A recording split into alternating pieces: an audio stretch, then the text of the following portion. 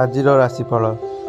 ମେଷ ରାଶି। ଶିଳ୍ପ ବାଣିଜ୍ୟ ଓ ପରିବହନ ଭଲ ରହିବା ସହ କର୍ମକ୍ଷେତ୍ରରେ ସ୍ଥଗିତ କାମ ଶେଷ କରିବେ। ପରିବାର ସମସ୍ୟା ଭିତରେ ଗତି କଲେ ମଧ୍ୟ ନିଜକୁ ନିୟନ୍ତ୍ରଣରେ ରଖିପାରିବେ।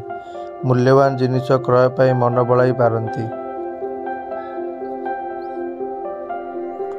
ବୃଷ ରାଶି। ଆଜି କର୍ମ ଆରମ୍ଭ ସକାଶେ ଯୋଜନା କରିବେ। ପାରିବାରିକ ସମସ୍ୟା ସମାଧାନ ଲାଗି ଜଣେ ପ୍ରିୟ ବନ୍ଧୁ ମାର୍ଗଦର୍ଶକ ସାଜିପାରନ୍ତି। ଆବଶ୍ୟକତା ପୂରଣ ସକାଶେ କରଜ କରି କାମ ଚଳାଇ ନେବାର ଚେଷ୍ଟା କରିବେ।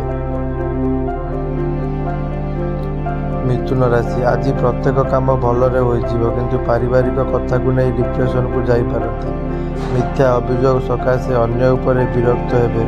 ବନ୍ଧୁଗଣରେ ଆଲୋଚନାକୁ କେନ୍ଦ୍ର କରି ଭାବପ୍ରବଣ ହୋଇପାରନ୍ତି।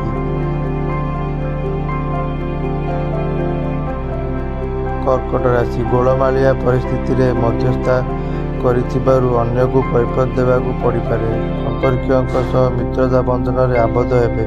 ସାଧାରଣ କଥାକୁ ନେଇ ରାଗ ପଡ଼ିଥିବା ଅବୁଝା ବନ୍ଧୁକୁ ବୁଝାଇ ମନାଇବା କଷ୍ଟକର ହୋଇପଡ଼ିବ।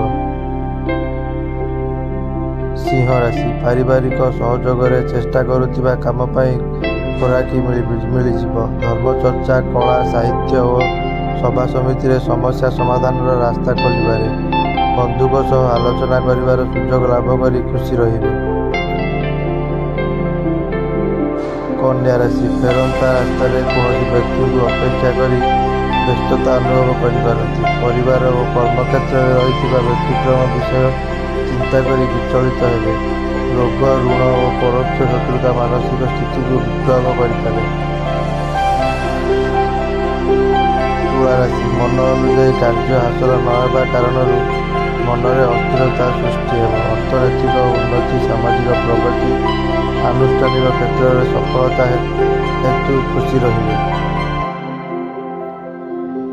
ବିଛା ରାଶି। ମନର ଅସନ୍ତୋଷକୁ ପରିପ୍ରକାଶ କରି ବନ୍ଧୁଙ୍କ ସହ ସମ୍ପର୍କ ଭଲ ରହିବ। ପରିବାରରେ ସୁଖ ଶାନ୍ତି ରହିବ। ଶିଳ୍ପ ବାଣିଜ୍ୟ, ପରିବହନ ଓ କର୍ମ ଆରମ୍ଭ କ୍ଷେତ୍ରରେ ସଫଳତା ମିଳିବ। ରଚନାତ୍ମକ କାମରେ ଚୁକ୍ତିପତ୍ର କରିବାରେ ସଫଳ ହେବେ। ଧନୁ ରାଶି। ଆଜି ଯେତେ ଚେଷ୍ଟା କଲେ ମଧ୍ୟ ସବୁ କାମ ବିଳମ୍ବରେ ସମ୍ପନ୍ନ ହେବ। ବିବାଦୀୟ ଘଟଣାର ଦିଗ ବଦଳି ଯାଇପାରେ, ଯାହାକି ଆପଣଙ୍କ ସମସ୍ୟାକୁ କମାଇଦେବ। ବନ୍ଧୁ ଠିକ୍ ସମୟରେ ନ ଫେରିବାରୁ ବ୍ୟସ୍ତ ହୋଇପାରନ୍ତି। ମକର ରାଶି।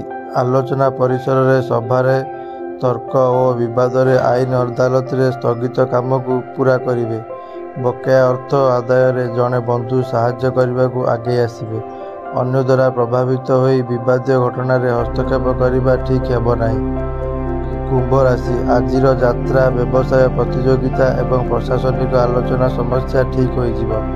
ପରିବାରରେ ବିଭିନ୍ନ ସମସ୍ୟାକୁ ସାମ୍ନା କରି ନ ପାରି ବିବ୍ରତ ହେବେ। ଦୋକାନ ନିର୍ମାଣ ପାଇଁ ଯାତ୍ରା, ବିବାଦ, ସଭା ସମିତି ପ୍ରଭୃତିରୁ ଆଶ୍ୱସ୍ତି ଲାଭ କରିବେ।